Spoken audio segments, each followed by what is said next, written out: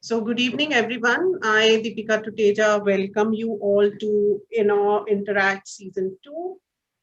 In Season 1, we talked about different topics ranging from urbanization of rural India, sustainable neighborhoods to art, architecture, BIM, and books. Season 2 is going to be all about knowledge sharing, especially for students and fresh graduates. Today is an introduction to architects' communication skills, RCOM series. We have with us expert panelists. I would like to welcome them all and introduce. First of all, I would like to introduce Mr. Vijay Tuteja, an architect graduated from Chandigarh College of Architecture in 1976. He's the managing partner in our design concepts. He's also chief architect and head planning and project management services with Ashiana Homes Private Limited. Vijay Tuteja has designed projects extensively over 45 years in India and abroad, and currently engaged with the real estate industry for the last 15 years for projects ranging from townships, group housings of high-rise buildings and mixed land use projects in NCR, Jaipur and Bhubaneswar.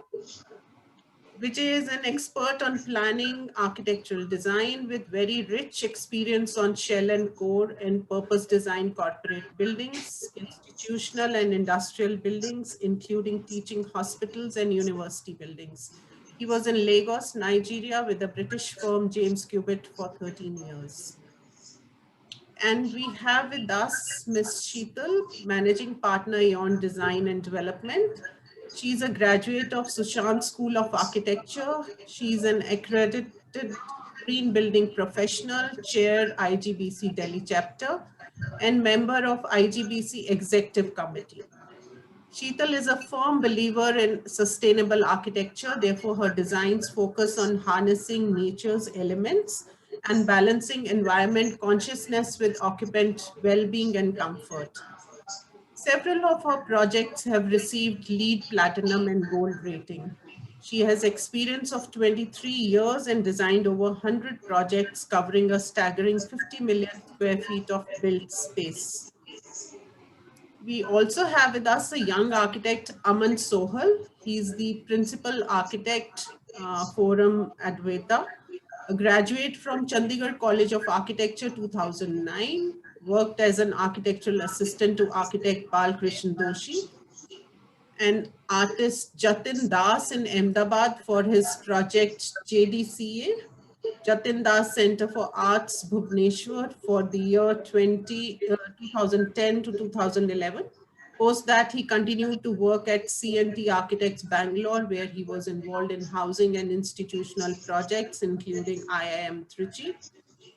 And after coming back to Chandigarh, he worked with architect Namita Singh and then started his own practice with the name Forum Advaita in 2016 in Mohali.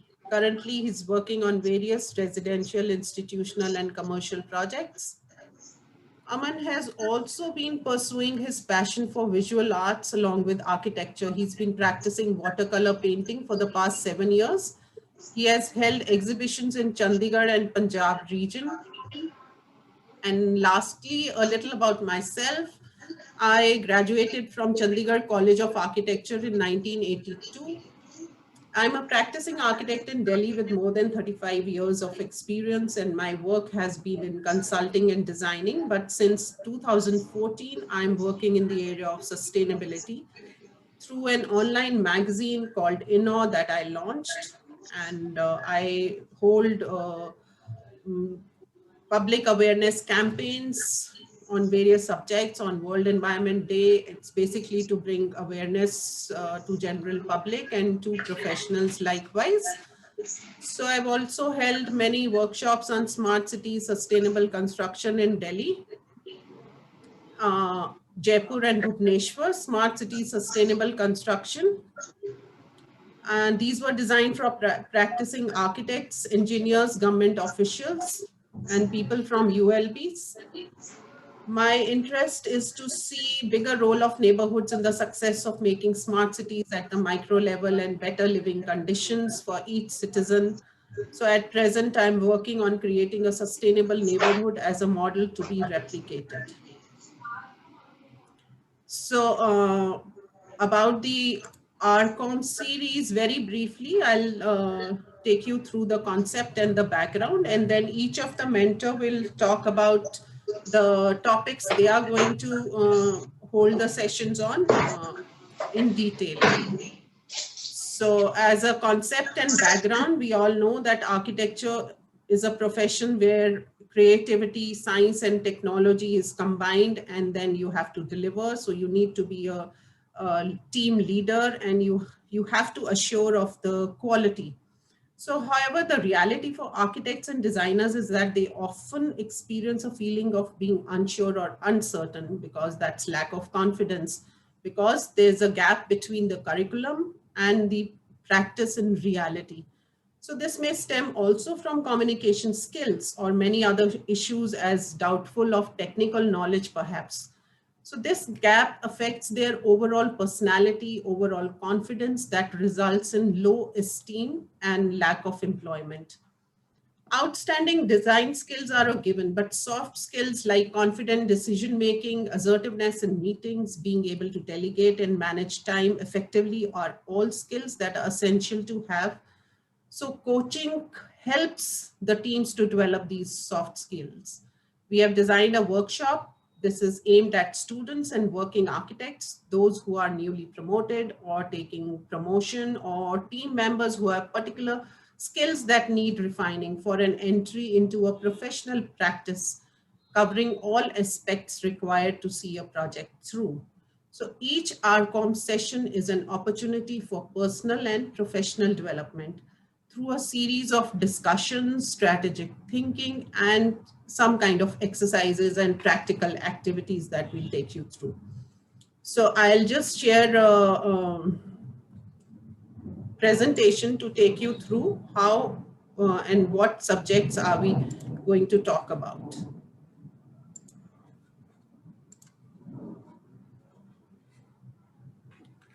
So this is called, this is architects communication skills. And so that's the reason we called it RCOM series. And that's the team of mentors. We have Mr. Vijay Tuteja, Sheetal, Deepika, myself, Aman. And we are going to take you through a life cycle of a project. So this diagram shows that how the topics would be. So this is at the center is an architect who's you, and how a life cycle of a project works is you have to design, you have to conceptualize, you have to communicate, you have to detail it out, you have to talk about the materials, and in the end you have to also manage site and the materials. So the course outline would be, the course would be held every Saturday, Sunday, 40-minute class each day, Saturday and Sunday. So we'll go through design first week, talking about the design concepts and client interface. Second is sustainability. Third is structure. Fourth week, we'll have site handling and materials. And fifth would be a presentation by you. So the understanding the design parameters, I'm sure all the parameters which are shown here on the slide is part of curriculum in the college as well. But when you come to reality, how these have to be incorporated, so we'll talk very briefly about this. This course would have brief sessions, because parallelly we'll be having detailed session of each subject, which has a separate enrollment. So the first week design, we'll cover design concepts, ability to express ideas, parameters to keep in mind, and client interface. And each, the design sessions would be taken by Aman and myself.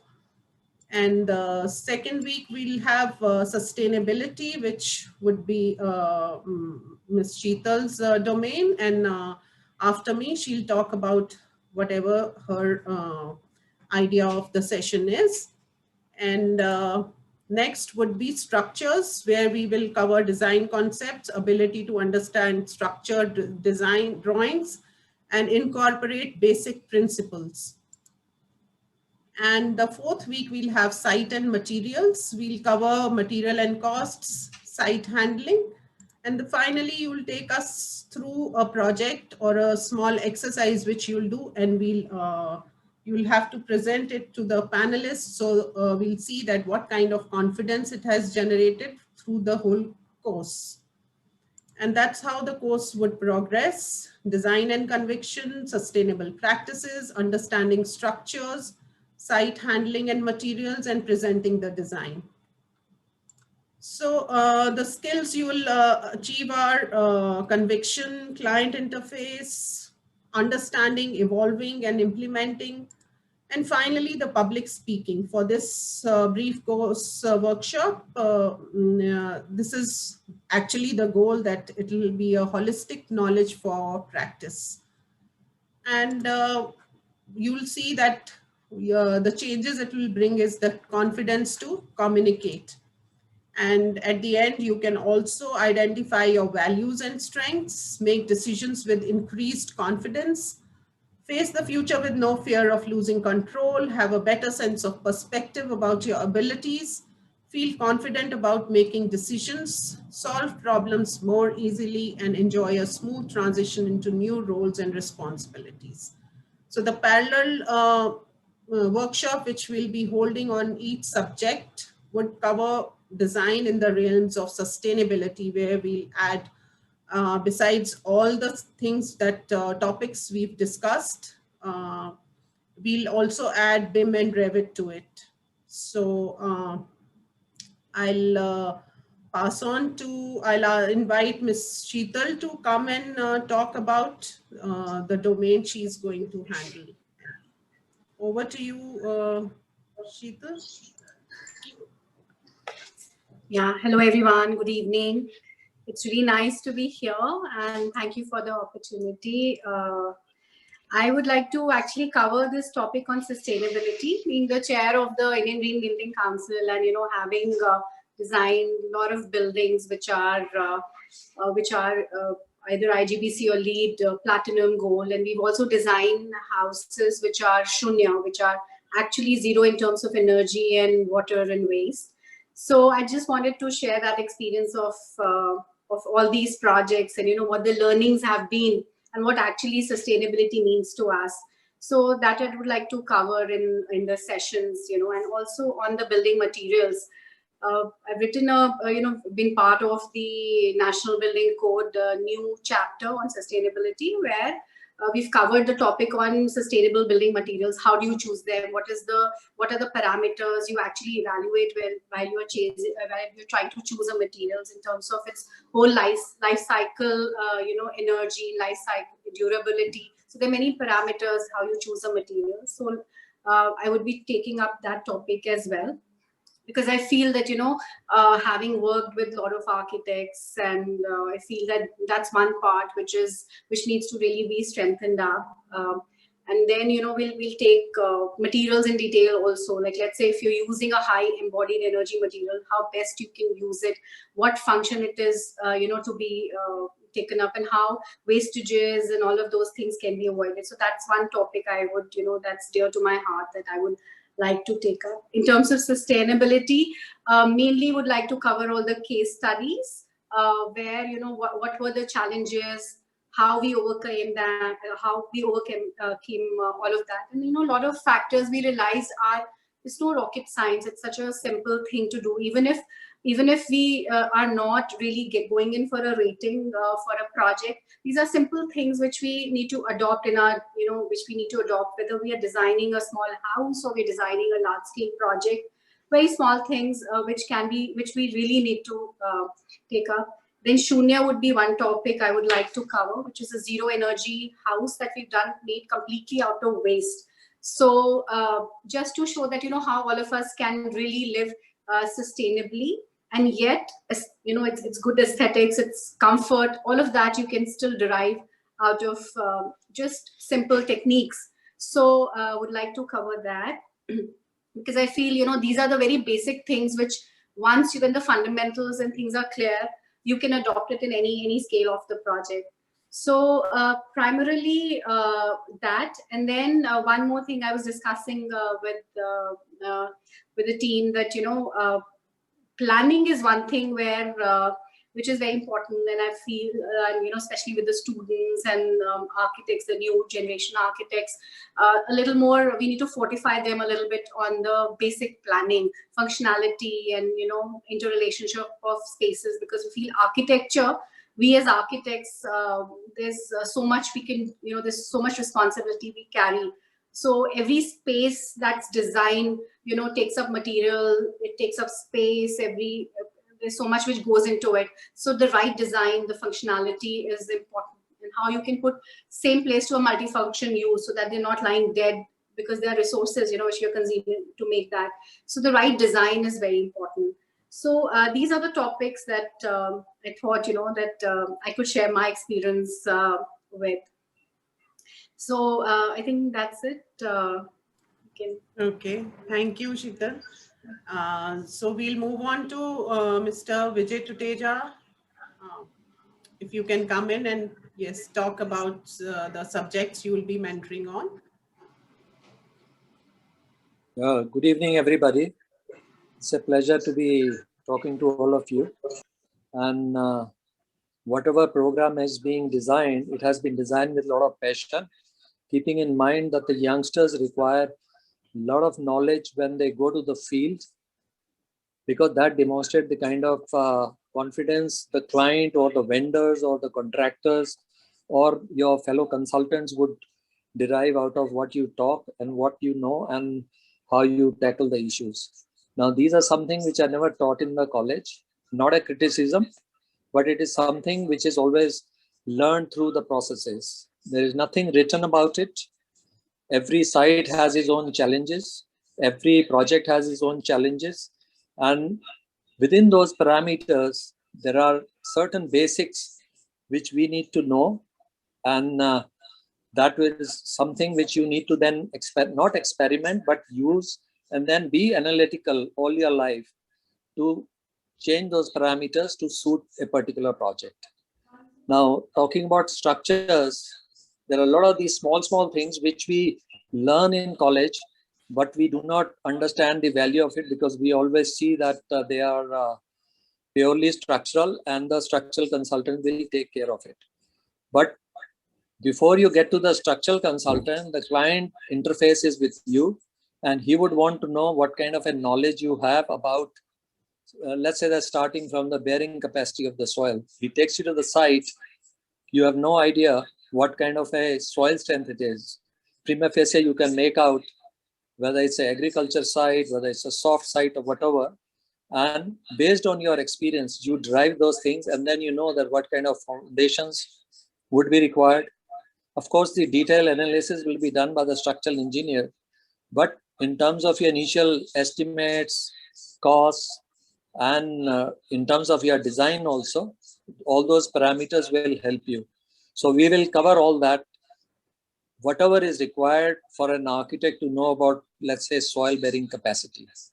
And that in turn will affect the kind of foundation design, whether it's going to be strip foundation, whether it's going to be individual footings or raft or piles, and how they change the kind of design parameter of your building altogether, because it has huge cost. So with the result that there are many times when you need to take these kind of factors into account, how to economize on these kind of foundations, because that's all dead cost. Similarly, just to give an idea, we are not talking about small projects where there is a very small boundary wall. We are talking about large sites where there is a 0.5 kilometer to 5 kilometer of boundary wall to be done. It goes into lakhs and crores of rupees, and you need to be knowing what kind of parameters to use to even design that boundary wall. It is not something just doing a brick work, which will cost you a lot of money.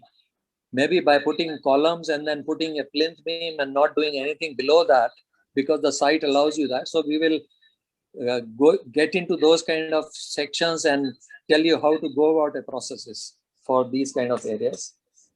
And in terms of superstructure. You know, initially the structure about 10, 15 years back were designed differently. They were designed for gravitational forces. Now all the tall buildings, and with the new code, which was developed about 10 years back after Bhuj earthquake, now the buildings are designed differently by the structural engineers. And for that, we as architects also need to know what kind of parameters are used. For instance, 200 or 230 by 230 column is no more allowed structurally, and no structural engineer or a peer review will clear that column. Now the size of the column will be determined by the reinforcement you use in your beam, for instance. So we'll tell you all those kind of parameters, how to even establish size of the column, and how it will affect your efficiency. You know, a lot of architects are now fond of using shear wall, for instance. How shear wall versus a column changes the cost, maybe by twice as much. Like when you move from a column to a shear wall column, it changes the cost to double the cost for that particular column, because your shuttering increases, your steel increases. These are just the kind of examples I'm giving. And similarly, we are having aluminum shuttering in the industry now, which has been in circulation and in use for the last 10, 12 years. Virtually every contractor is using it, but a new structural design of the tall story buildings is now being designed on the basis of the aluminum shuttering, which is totally different to what the construction used to be or the design of the structure used to be. So these are different parameters, and with change of technology, all these things are changing, with the result that every architect, more so youngsters, need to be abreast with these things so that you are able to face your client with greater determination.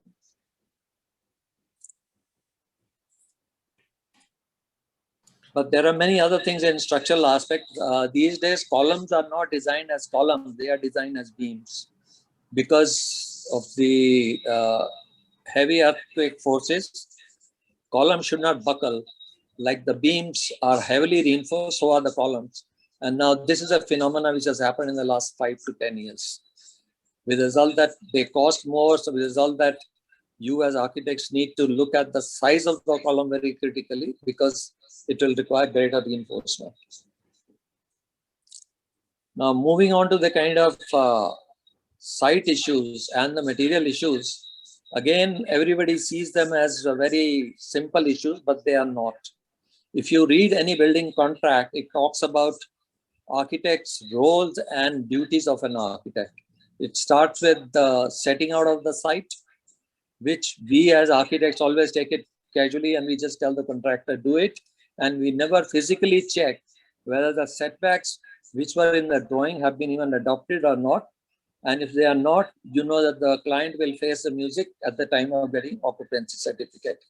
So there are different parameters for laying out the site, and how you go about it is something we'll talk in greater details. And the kind of survey you require.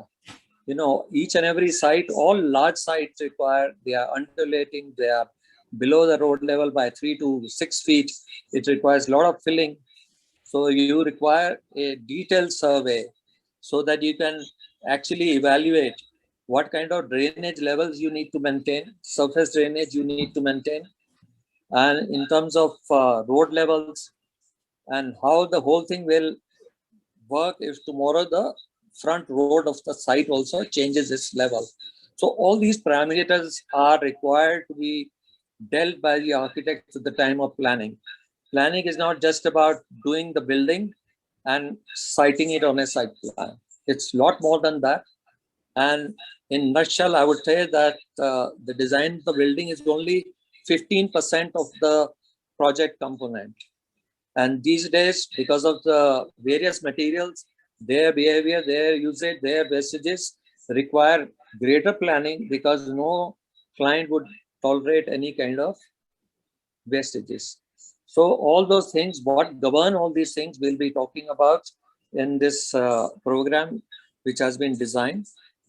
And sequencing of work is another aspect, because if you do not do sequencing of your work properly, then contractor will complain that he is mobilizing and demobilizing because site has not been managed properly. And as architects, you need to be now conscious that your role doesn't end as a designer. You need to be a good project manager to manage your project. Even if there is a project management consultant on site, you still need to have a fair degree of project management techniques to be known to you so that you can handle your projects up to a point, and after that a specialist project consultant, project management consultant will take care of it. I think that's about it, but then there are other aspects which are going to be covered in the site planning, like STPs, the UGT, and other services, which are again part of the site planning. So we'll talk about that in greater length. Thank you think so that's it, much. Deepika. Yeah, thank you so much for telling us all about the site and the topics you will be handling. So I would like now to invite our youngest architect mentor, Mr. Aman. Aman, your floor is yours. So please tell us that what would be your contribution to the design topic. Yeah, so first of all, I would like to thank Deepika ma'am for giving me this opportunity to be able to communicate my experience with the younger professionals. So I think it is going to be very exciting to be able to, touch various aspects as far as the architect and client, interface is concerned. I would like to say that, we as architects have definitely have developed our own method of explanations, and we have created drawings as a formal language. But communication will anyways be, the most suitable and conveying format. I would like to take you back to my little experience of working with architect Balkrishna Doshi. And once, post office hours, I asked him a question, sir, how do you convince your clients? So he gave me a very simple answer. He said, are you convinced? So I think this answer of Dr. Doshi's in the form of a question made me question so many other things. So the whole idea is, how does one feel convinced before one begins to convince your clients? And I personally feel that to be able to convince or to be able to explain, this feeling convinced can actually follow certain rational practices. So if you can touch upon certain basics, fundamentals at the grassroots levels, and discuss and talk about those issues which we generally do not, that can actually help us feel convinced. So the entire discourse should probably be built about around feeling convinced. So what I did was I just jot down a few parameters that we can touch upon right now, and we can discuss them in detail as a part of the the series. So some of the foremost expression is, the first point I want to talk about is, the skill to draw. So it is generally considered that just because the architects that we have been looking up to, they draw, so we pick up drawing. But trying to go deeper, what is the relevance of drawing? And how does drawing help not only to represent your idea, but also change yourself as a designer, and why should one draw really, and its capacity to bring an experience into the space? What really is the connect between mind and the expression out of the hand? So this will help convey your thoughts better. So, going deeper into this aspect. Another aspect that we can talk about is, empathy. It is only very recently that I've understood this word called empathy.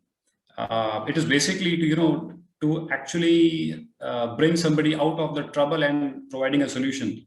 So the question really is that, are we being empathetic towards our clients?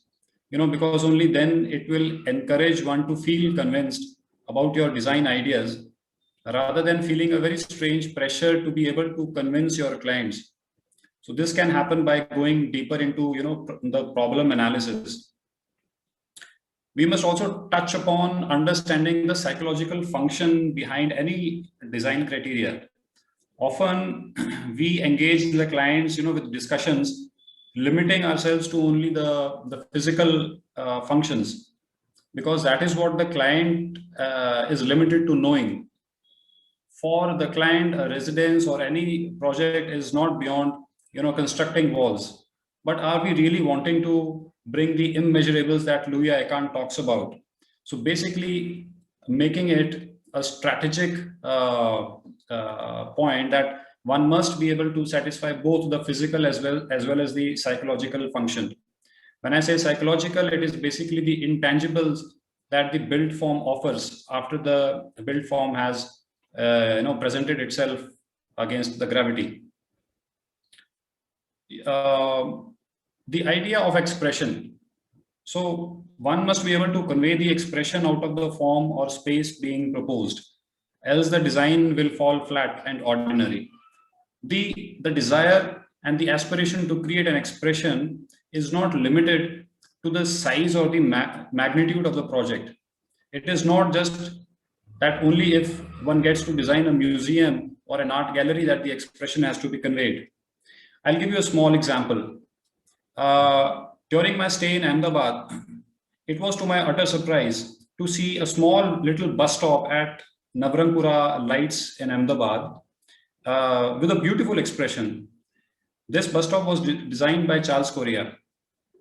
And it was really amazing to see how can the same architect design a stadium in the city and also agree to create an expression out of just a small bus stop. There are numerous examples like that. Take, for example, the pump room designed by Pierre Jeanneret in the Sukna Lake, or even the little small canteen in the Le Corbusier Center.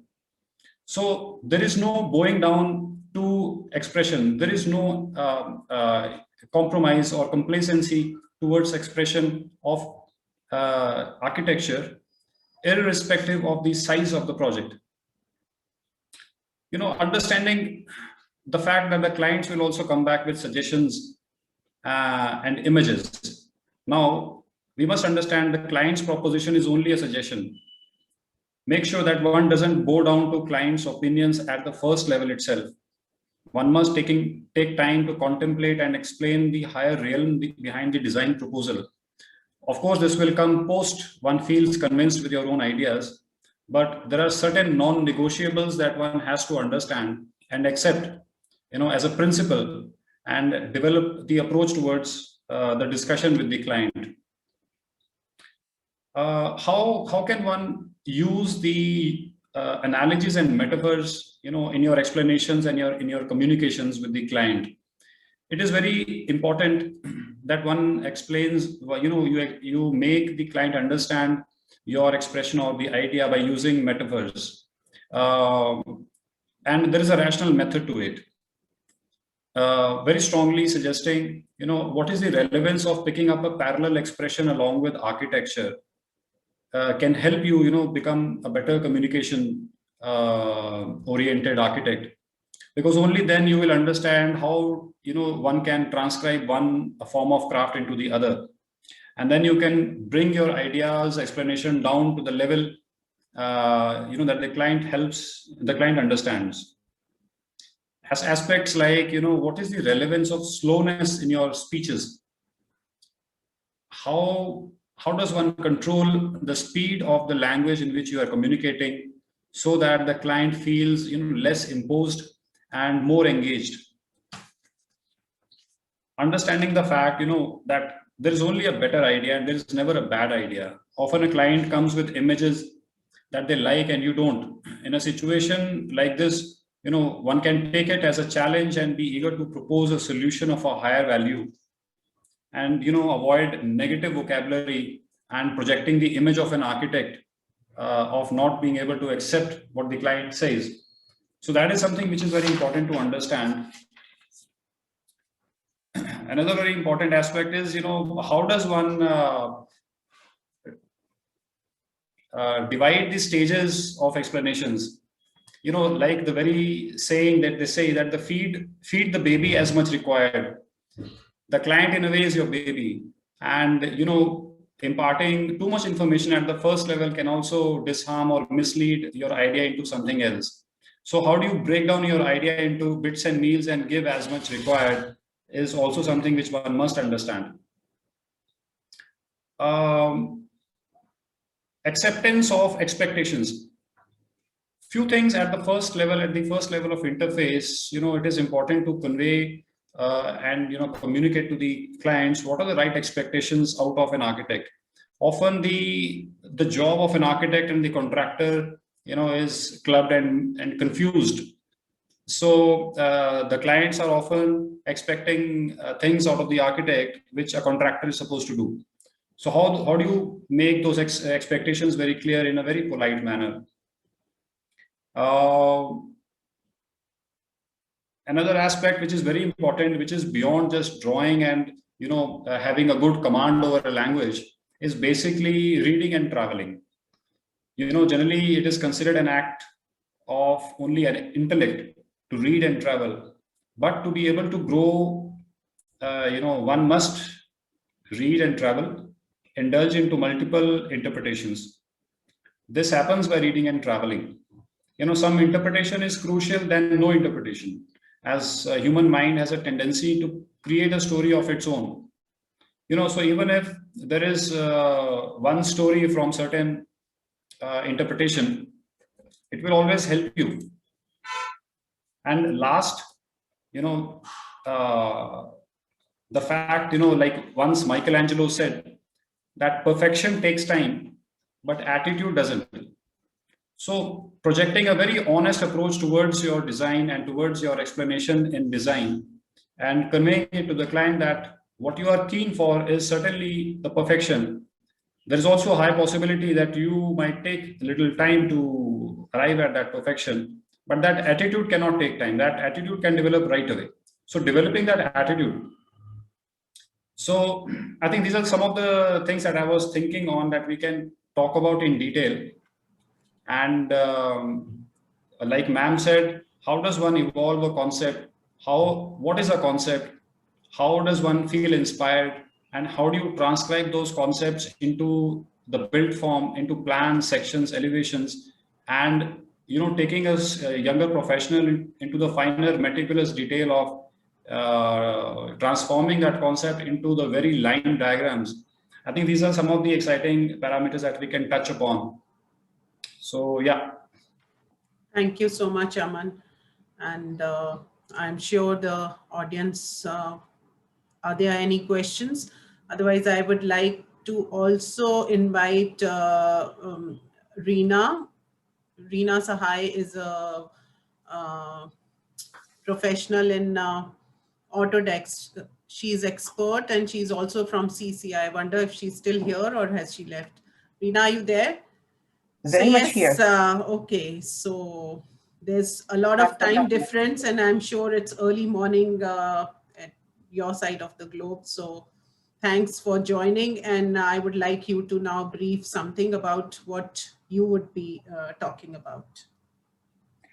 Thank you, Deepika, and I'm happy to be here, happy to be talking to all of you. Now, a lot of what has been touched upon in the input from the other mentors is street smarts. What are you going to do when you are actually out of the classroom, you are in the profession, you're dealing with an actual project? Now, let me tell you, your first day on the job, you are not going to be designing something absolutely wonderful and earth-shaking. You are not. Most probably you'll be making prints, you'll be doing red marks, things like that. So it's a different world out there. When you are out of the classroom, you are in the workplace, it's a different world. Here's what you can do to make yourself comfortable. The last thing that you want to do is to be asked to do something and you have this absolute look of terror on your face. You're a deer, the typical deer in the headlights look, where you do not know what it is that you're talking about. Believe me, in my career, I have seen that happen way too many times, where in spite of the best attempts of the professor in the classroom, the new graduate walks in and does not know what it is that their coworkers are talking about. One of the most important steps to that is master your tools. CAD is here to stay. There is no escaping that. There is so much of discussion outside in the industry about how CAD takes away from your creativity, how CAD is not as expressive or as beautiful or as wonderful as hand drawings or hand sketches are. Point conceded. All of that is well and good. However, on your first day in the job, you will not be given a pen and paper and be asked to create a beautiful rendering or a beautiful sketch. Not happening. There is a process to that. There are stages to reaching that stage of being expressive. In my experience, the beautiful hand-drawn sketches do not come from the people in the middle or lower levels of the organization. They will come from the principals because they know exactly what it is that they want the project to be, and they are interfacing between the project and the client. So they also have, by that point in time in the process, they have pretty much gotten into the client's head, and they understand what the client the client wants. And let's face it, they have come up with a sales tool. So that would be their responsibility, their job. That is what they're going to be doing. But you and I, who are in levels 2, 3, 4, however many levels there are in the organization, we're not going to be doing that. What are people like you and I going to be doing? We are going to take the input from the client via the principal, via the designer, and we are going to transform it into something that will be usable. I don't know if anybody has said this to you in the classroom or not, but this is something that I've said to my students a lot. And I say that now, of course, I'm pretty much done with the classroom. I've taught Autodesk products at the college and university level for maybe 20 years.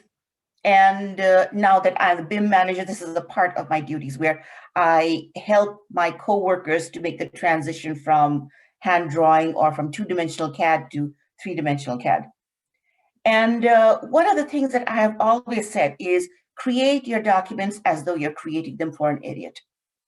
Anybody and everybody should be able to understand what's happening. There should be no scope for miscommunication. Why? What happens when a document reaches a contractor and there's something misleading about it? Maybe,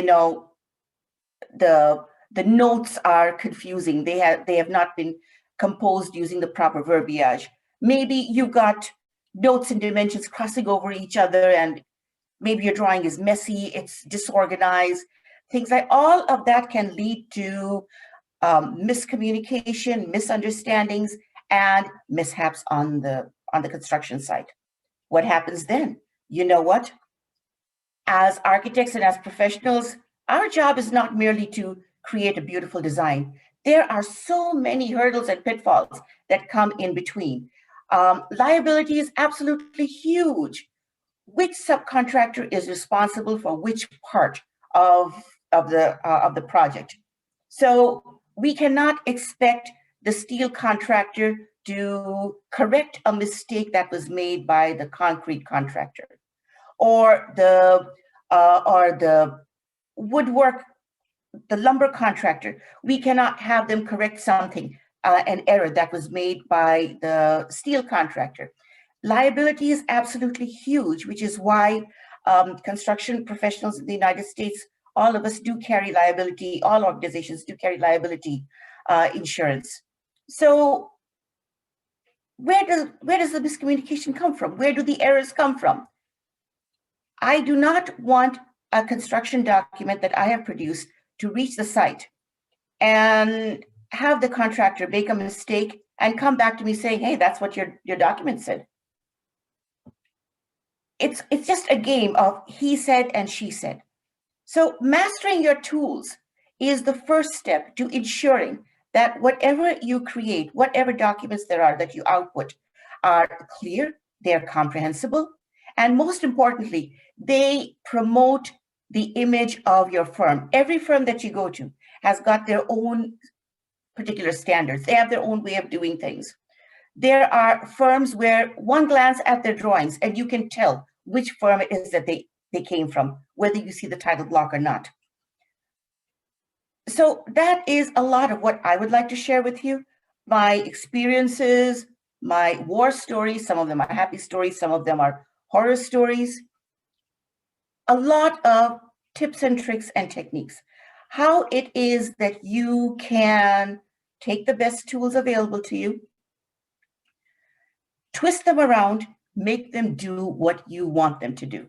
The one statement that I have zero sympathy for is somebody who says, the software does not let me do this. Seriously? Who is smarter, you or the software? So a lot of what I'm going to be sharing with you are how to beat up the software, make it do exactly what you want, and how it is that you can use these tools to make yourself valuable to your organization. Some of the tools that I'm going to be talking about, definitely Revit. I am a Revit certified professional. I am an Autodesk Expert Elite, and I have had maybe since 2007 or 8, but I have had experience in creating construction documents using Revit. Certain waterline issues like efficient practices, standards, family creation, project troubleshooting, most importantly, project corruption are my specialties. And I would be happy to share them with you and happy to help you to enhance your skills. Believe me, even though there is a huge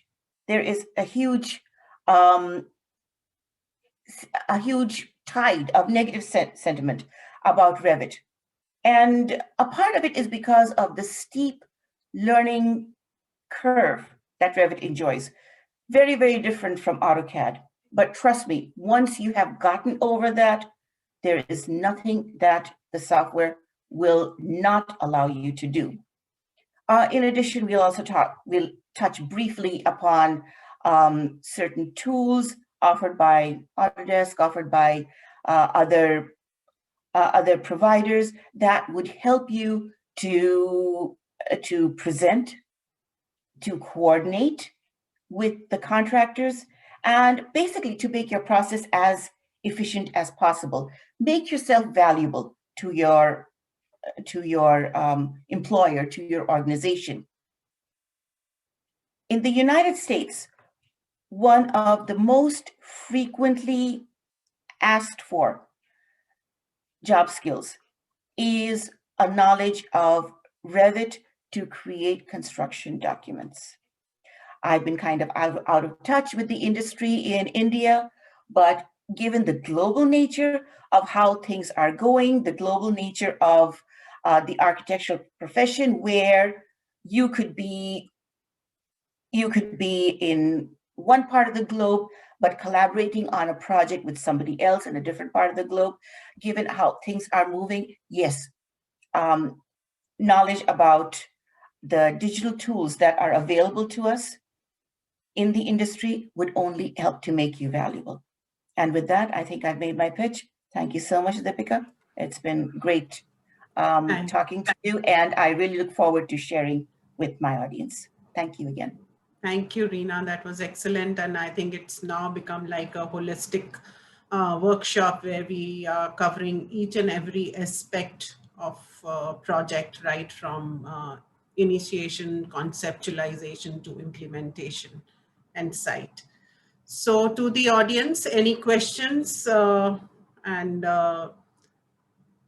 for any of the mentors or anything you would like to contribute or any of the areas which you think that we have missed out, I would like to Especially mentioned Kritika, who's here in the audience. It is a lot of her effort and her input to design this workshop. So Kritika, would you like to come and say a few words?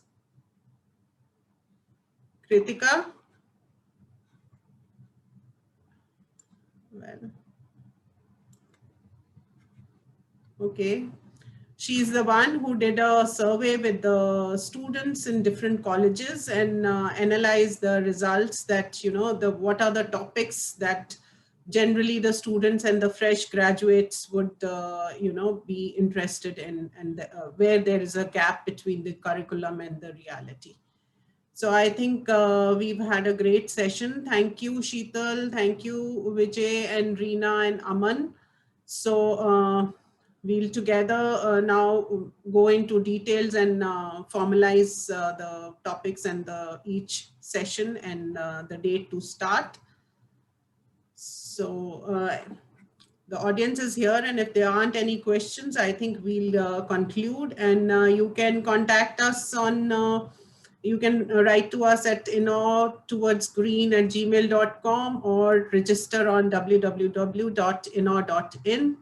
for the upcoming workshop. We'll post the dates there and the details. Anything you want to say, Aman, as a conclusion? Sheetal, Vijay, Reena, any concluding remarks? Else we'll finish the meeting. Yeah, I'm personally looking forward to all the sessions, having heard Reena ma'am, Vijay sir, and Sheetal ma'am. I think it is going to be a very comprehensive opportunity for the younger professionals.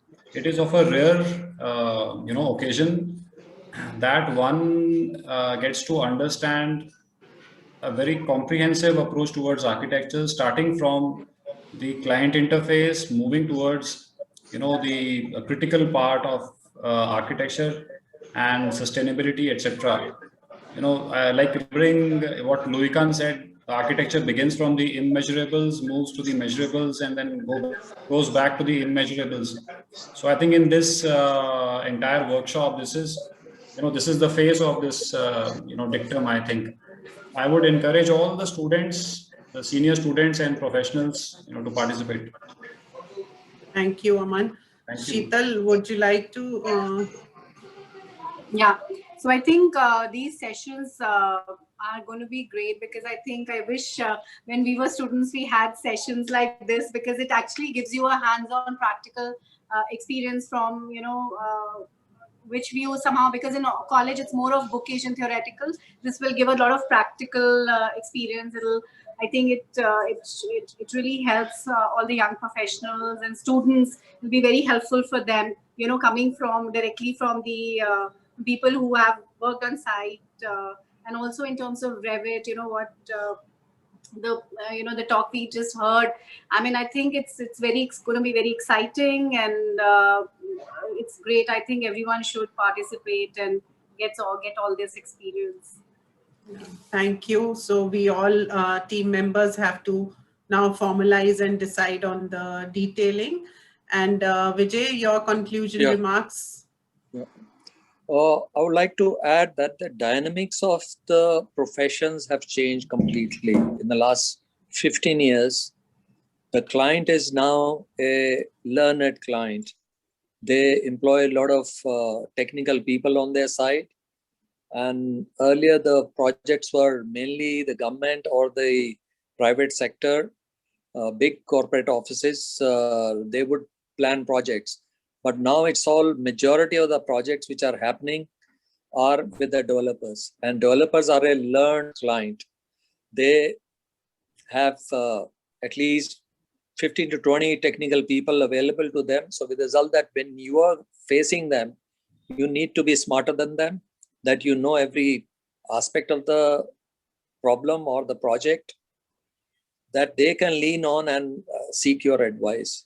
If you give them a very half-heartedly or unknowingly information which is not conducive for the project, it will do you more harm to your reputation as well as to your self-confidence. Similarly is the case with the contractors. Now the contractors are also very smart. They require high quality construction document drawing, which Reena was also talking about. So those drawings need to be not having mistakes, and at the same time, details which they can build from. And that is where we as architects have to cope up with those challenges, because our profession in the last 20 years is changing its working style virtually every day, I would say that. And we are still not coping up. I'm telling you my lifetime experience. For the last 50 years, the way we were working initially, it was a high degree of contribution by the architects. And in between, because of our accelerated economy, everybody just got promoted, with the result that whatever knowledge they had, they just moved on to higher positions, and now they're trying to defend themselves. But now whole thing is just falling flat, and with the result that there are greater challenge to an architect, most way youngsters, to learn.